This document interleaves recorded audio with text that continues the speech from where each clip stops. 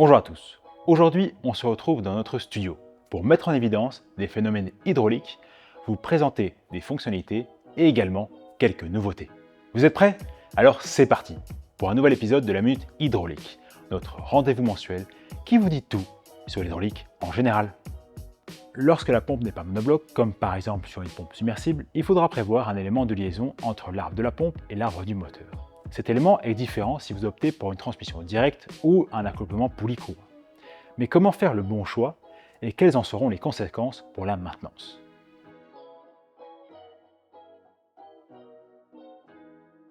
L'arbre de la pompe est directement lié à l'arbre du moteur au travers de deux demi-accouplements qui s'imbriquent ou se lient l'un à l'autre.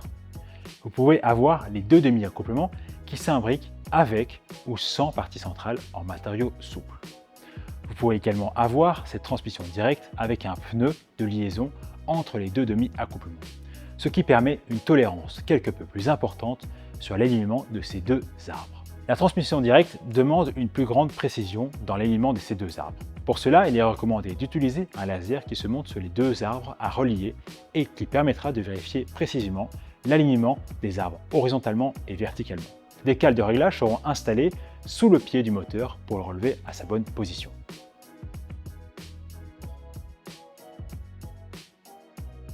Le rapport des diamètres des poulies va permettre de modifier la vitesse de la pompe par rapport à la vitesse de synchronisme du moteur.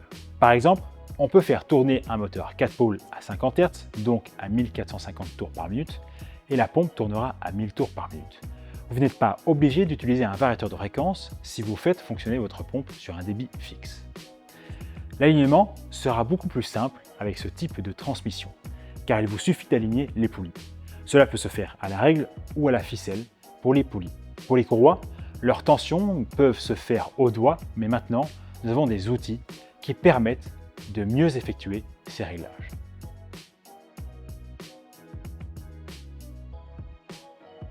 Ils sont au nombre de 4.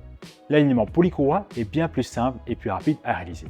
Il n'y a pas d'alignement laser nécessaire. On ne doit pas bouger le moteur lorsqu'on désire sortir le bloc hydraulique de la pompe. Le moteur est à côté ou au-dessus de la pompe et pas dans son prolongement. La courroie joue le rôle de fusible si la pompe est brutalement bloquée par un déchet très dur.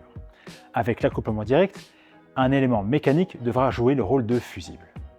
Le rapport de poulie permet d'atteindre n'importe quelle vitesse pour la pompe et même évoluer dans le temps si l'application change. Pour l'accouplement direct, il faudra utiliser un variateur de fréquence. Toutefois, la transmission poulie-courroie demandera une vérification de la tension des courroies qui, avec le temps, vont se détendre quelque peu. Cela ne sera pas le cas pour la transmission directe. Et voilà, c'est tout pour aujourd'hui. J'espère que cette vidéo vous a plu. N'hésitez pas à liker, à partager et à vous abonner à nos différents réseaux sociaux. Vous pouvez également mettre en commentaire une question ou un sujet que vous voudriez que l'on traite lors d'un prochain épisode. Je vous souhaite une bonne journée et on se donne rendez-vous le mois prochain.